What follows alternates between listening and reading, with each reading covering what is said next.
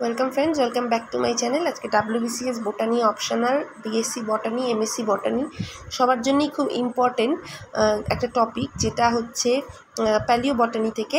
সেইটা আমি নিয়ে এসেছি। স্পোরোপলিনিন, তারপর রয়েছে ফরেন্সিক প্যালিনোলজি, তারপর রয়েছে অ্যারোপ্যালিনোলজি।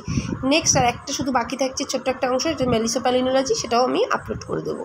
আচ্ছা, জেটস্কি এই স্পোরোপলিনিন টার্মটা ইন্ট্রোডিউস করেছিলেন। স্পোরোপলিনিন কী জিনিস না, পোলেন গ্রেনের দুটো লেয়ার থাকে, একটা হচ্ছে আউটার লেয়ার আর একটা হচ্ছে ইনার লেয়ার। ইনার লেয়ারকে বলা হয় ইনটাইন আর আউটার লেয়ারকে বলা হয় exine.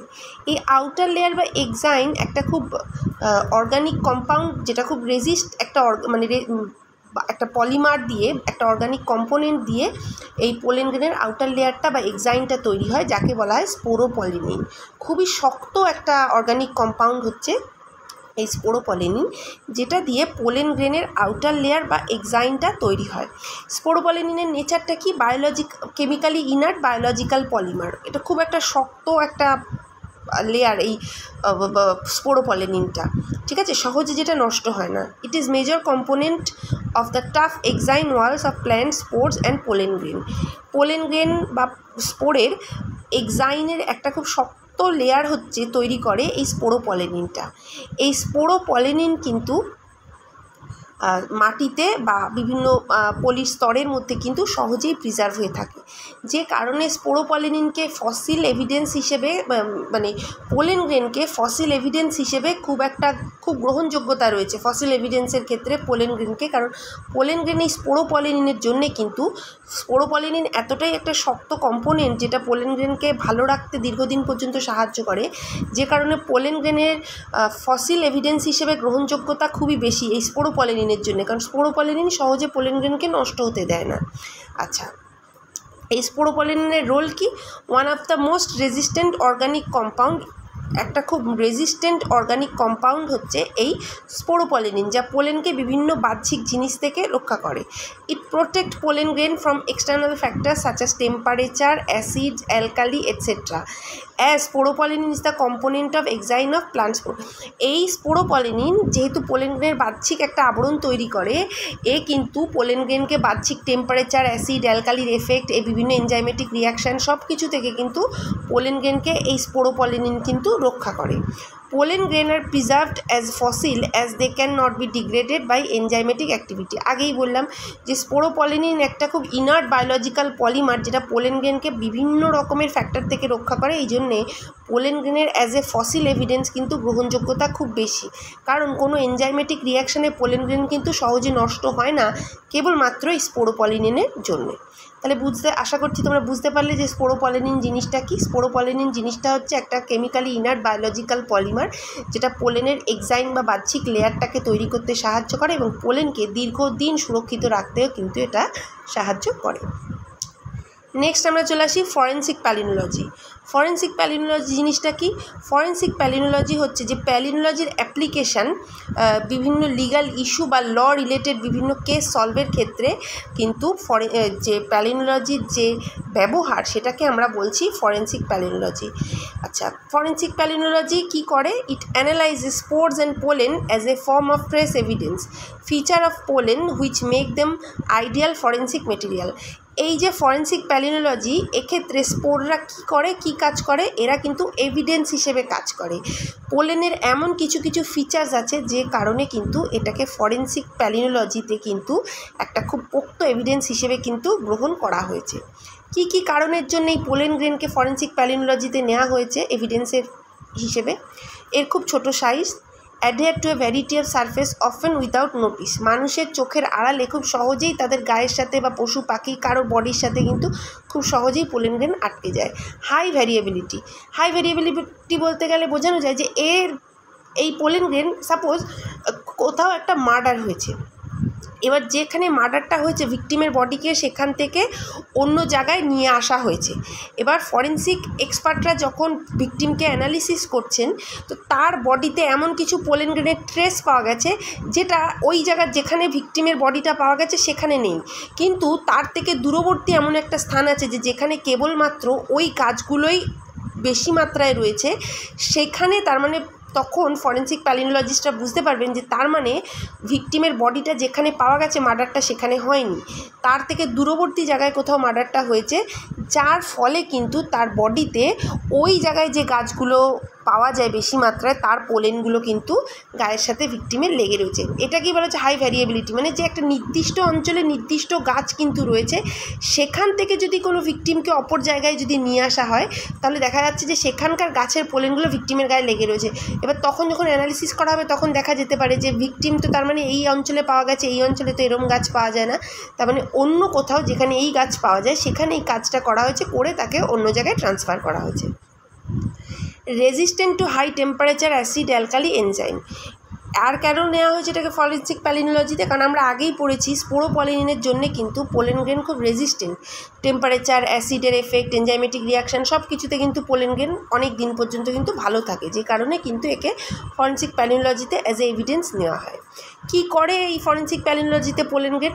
Relate a suspect to a crime or discovery scene, discovery scene বা ক্রাইমের সাথে সাসপেক্টকে রিলেট করতে সাহায্য করে। Relate an item left at a crime or discovery scene to a suspect or victim, victim বা সাসপেক্ট দ্বারা কোনো প্রকারের জিনিস যদি ক্রাইম সিনে পড়ে থাকে তার সাথে ডিসকভারি সিনকে রিলেট করতে কিন্তু সাহায্য করে। Relate an item at the discovery scene to the crime scene, একটা কোনো আইটেমকে ডিসকভারি সিন এবং ক্রাইম সিন যেখান থেকে পাওয়া গেছে এবং যেখানে অ্যাকচুয়াল ক্রাইমটা হয়েছে এই দুটো জায়গা থেকে রিলেট করতে কিন্তু পোলেন গ্রেন সাহায্য করে। প্রুভ আর ডিসপ্রুভ অ্যান অ্যালিবাই, অ্যালিবাইকে প্রুভ করতে বা ডিসপ্রুভ করতে হেল্প করে। তো আশা করছি ফরেন্সিক প্যালিনোলজিও তোমাদের ক্লিয়ার হয়েছে। এরপর চলে আসবো আমরা অ্যারোপ্যালিনোলজি। অ্যারোপ্যালিনোলজি কি আর্টম্যান এই টার্মটা, অ্যারোপ্যালিনোলজি টার্মটা ডিসকভার করেছিলেন।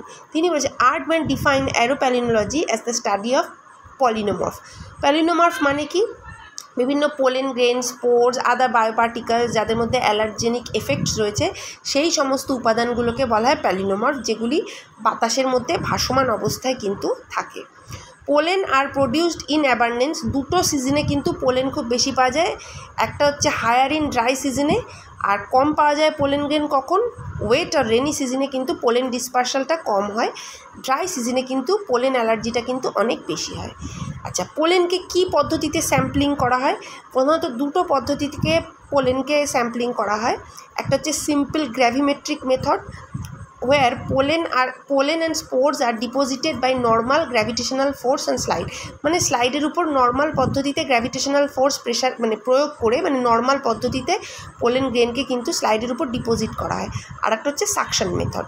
তাহলে পোলেন গ্রেনের স্যাম্পলিং দুটো পদ্ধতিতে করা হয়, একটা হচ্ছে সিম্পল গ্র্যাভিমেট্রিক মেথড আর একটা হচ্ছে সাকশনাল মেথড।